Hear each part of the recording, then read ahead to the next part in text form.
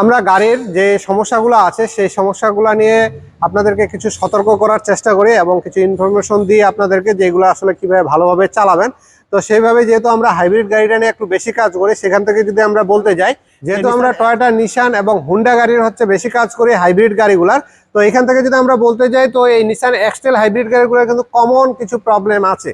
তার মধ্যে আমাদের এই নিসান এক্সটেল গাড়িগুলার যখন প্রবলেম হবে, তখন সবার প্রথমে গাড়ির যে ড্যাশবোর্ডে আছে, ড্যাশবোর্ডের মধ্যে সম্পূর্ণ লাইটগুলা জ্বলে উঠবে। বলতে দেখা যাবে যে অনেকগুলা লাইট চলে আসে, ট্রাকশন কন্ট্রোলের লাইট আসবে, এবিএস মডেলের লাইট আসবে, চেক বাতি আসবে, এবং গাড়ির যে আরো ছোট ছোট কিছু সিগন্যাল বাতি থাকে, যেগুলো আমাদেরকে সতর্ক করে, সেই ড্যাশবোর্ডে ওই লাইটগুলো চলে আসবে।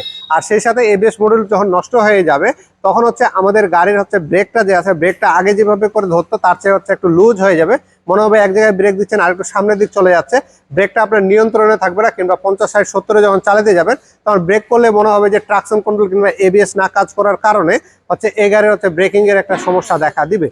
এরকম যখন সমস্যা দেখা দিবে, তখন আমাদেরকে ধরে নিতে হবে যে আমাদের এবিএস মডেলের সমস্যা দেখা দিচ্ছে। তো এবিএস মডেলটা যদি আমরা না চিনে থাকি, তাহলে আমরা ওটা একটু আপনাদেরকে দেখাই দিব যে ব্রেক বুস্টার এবং এবিএস মডেল দুইটাই আমরা কমপ্লিট ইনপুট করে নিয়ে আসি এই গাড়ির জন্য। তো ওখান থেকে যদি আমরা দেখাই, এটা কিন্তু কমপ্লিট সেটটা আসে, এখনো কিন্তু এটা এবিএস মডেল থেকে আলাদা করা হয়নি, এখনো ফিটিং করাই আছে।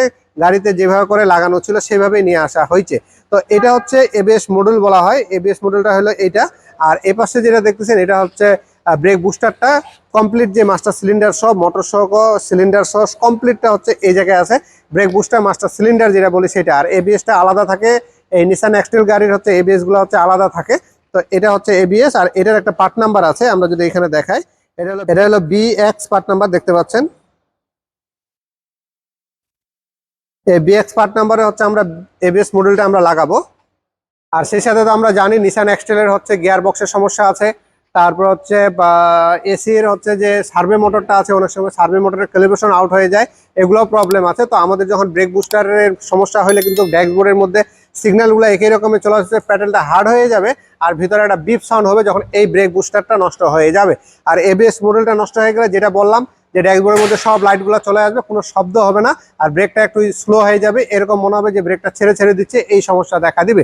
তো স্ক্যানিং করলে বোঝা যায় এবিএস এর কোডে থাকলে এবিএস মডেল খারাপ হয়েছে, ব্রেক বুস্টারের কোডে থাকলে, ব্রেকের কোডে থাকলে ব্রেক বুস্টারটার মোটরটা নষ্ট হয়েছে, কিংবা বিচ সাউন্ড করলে ব্রেক বুস্টারের মোটর নষ্ট হয়েছে।